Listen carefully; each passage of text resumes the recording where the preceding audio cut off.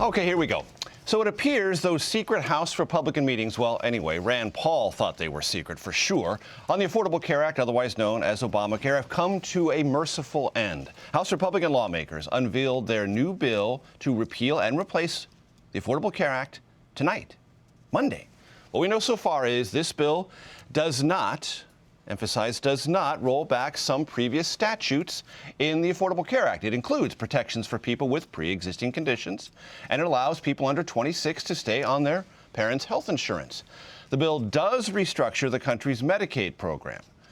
For more on this is CBS News Congressional correspondent and my tireless colleague, Nancy Cordes, CBSN political contributor and Democratic strategist, Lynda Tran, and CBSN political contributor and Republican strategist, Alex Conant, who joins us from our set in the Big Apple up in New York, living large. Alex, thanks for joining us. Nancy, Lynda, thank you for being here. Nancy, let's start with you. What's in it? What matters most? And does it have a political life that can be described as viable? So here it is. There it is. 66 pages. Okay. This is what everyone on Capitol Hill is reading. They are seeing in this bill that all the Obamacare subsidies to help you with your deductibles, all the taxes associated with Obamacare, the individual mandate, the employer mandate, the penalties associated with those mandates, those are all gone. And in their stead, you have a series of tax credits to help people buy insurance.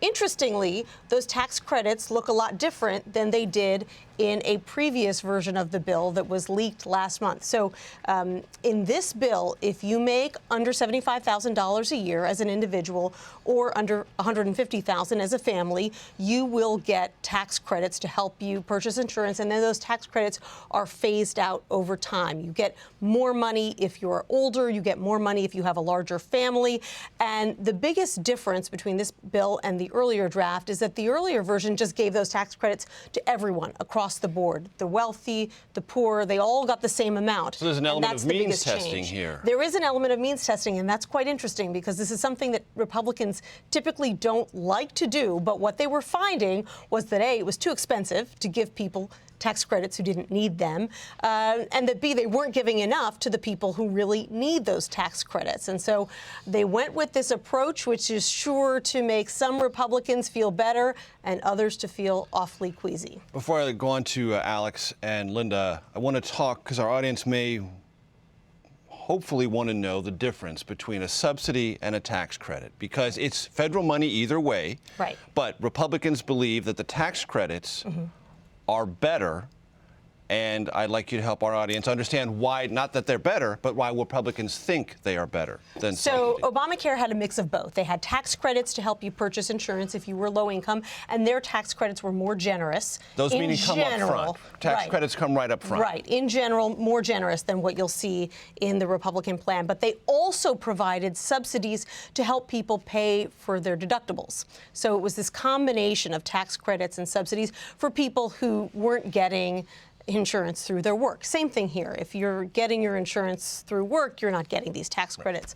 The reason that Republicans didn't want to have to do means testing is because it's more complicated and requires the IRS to get involved, because the IRS has to basically check your income to make sure that you're eligible for a subsidy. To qualify for the subsidy, because they come on the back end, not the front end. And so it's more complicated. That's the kind of thing that Republicans were hoping they'd be able to avoid. All right, Lynda, I asked a political question in addition to the substantive ones that Nancy magnificently answered. Politically, do you think this is A, viable for Republicans, and should Democrats brace themselves for the end of the Affordable Care Act? Well, you know, Nancy talked a lot about what's in the bill. What's not in the bill is any substantial discussion about what this is all going to cost and how many individuals will actually be covered under it. I assume that's something they're going to want to work out in the long term.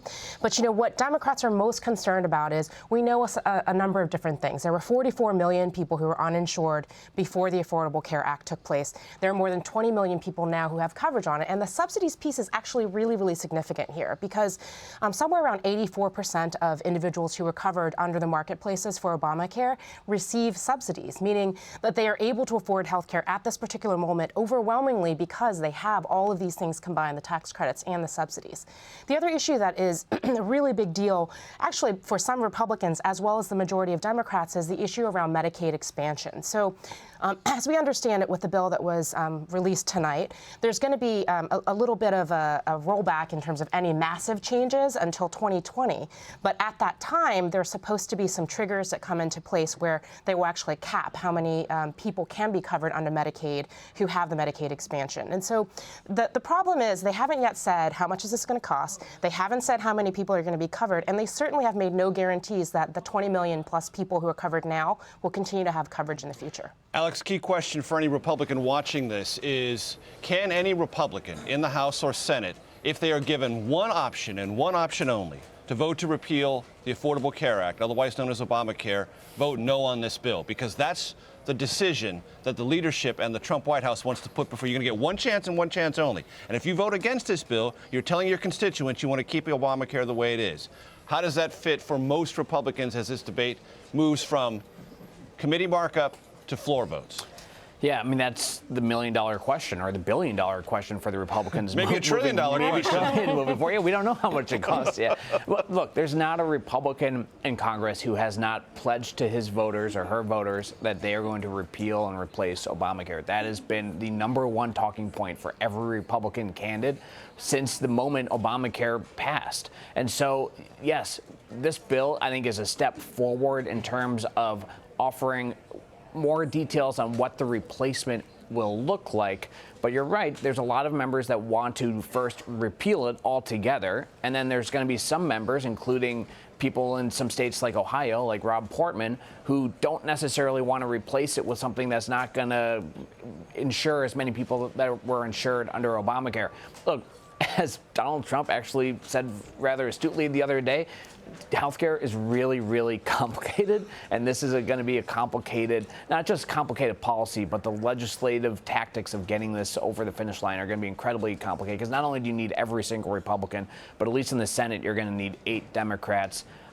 Sitting here today, I don't know how you get to 60 votes, but I think this is a good first step. I'm impressed with Paul Ryan's handling of this so far, in the sense that he at least seems to be doing his best hurting the House Republicans to support this. I would be surprised, in answer to your question, your original question, I would be surprised if many House Republicans actually voted against this. And in the Senate, on parts of this, they'll be able to do with 51 votes, because they're going to work some of it through the reconciliation process, which means putting it in with the first round of a budget resolution. That's a 51 vote threshold. You won't need 60 for at least parts of the repeal and some of the replace. But some of the other parts, you will need 60. And on this question, Lynda, I want to put to you, does this really come down to a reductionist argument for Democrats about how many people you're covering? Is the number larger, equal, or smaller? And is that the wedge against Republicans? I think it's a really important point for Democrats that we not go backwards. And so we're now at the point where the lowest number of uninsured in America, that's where we're at, and 20+ million people are covered under Obamacare. And so in order for Democrats to work with Republicans on any sort of improvements to Obamacare, it would have to take us forward instead of backwards in terms of the number. The other piece of this, though, has to be cost, and this is where I think the challenge comes in for Republicans. So it's very, very difficult, I think, and I think that the White House is coming to understand this, as many members of Congress have always understood. It is difficult to cover that many people and not have it cost more.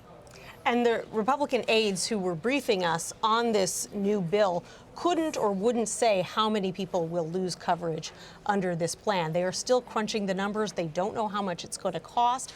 They're still finalizing the amount of the tax credits. If it turns out that this bill is not revenue neutral in budget speak, in other words, it doesn't add to the deficit, doesn't take away from the deficit, then they'll have to tweak the numbers again. And so they have a plan, but it's not really a plan you can take to the bank until you can compare the numbers in it to the numbers numbers in Obamacare. Two numbers to keep track of: numbers of those covered and the actual cost. Alex, did you want to jump in real quick? Yeah, I was just going to say, let's not forget that the status quo itself is not sustainable. We're seeing premiums going up, deductibles going up, a lot of insurance plans leaving the markets.